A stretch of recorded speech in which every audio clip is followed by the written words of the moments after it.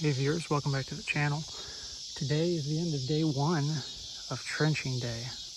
An exciting day to be sure. So I just finished hooking up all the wires into that feed-through panel. If you recall from previous electrical videos, I'm using a feed-through panel to tap power off of the meter and then feed it to the house. So we've got new conduit coming down, and there is our direct burial wires that are going to feed the house. That other piece of conduit is just a blank spare piece of conduit that I'm running in case I ever need to get more power to the house beyond the 200 amps. I can tap power off of the shop and then feed it down here and put a sub panel at the house and get more power. So I figure I'd just show you what's happening.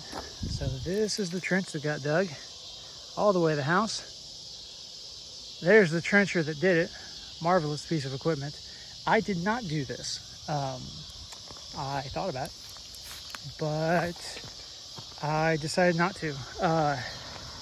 In the end, the trencher who I hired, his prices were so good for me to rent the equipment and do it myself and go through the pain and suffering. It just wasn't worth it.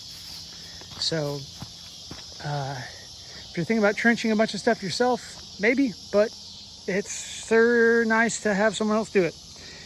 And so he did the trencher there, and then he took the backhoe and scraped out all of that. And so that's going up to the house. It's not complete yet because I ran out of stuff. I need more conduit and fittings and to figure out exactly how to do that. So that'll be for another video, probably at the end of day 2.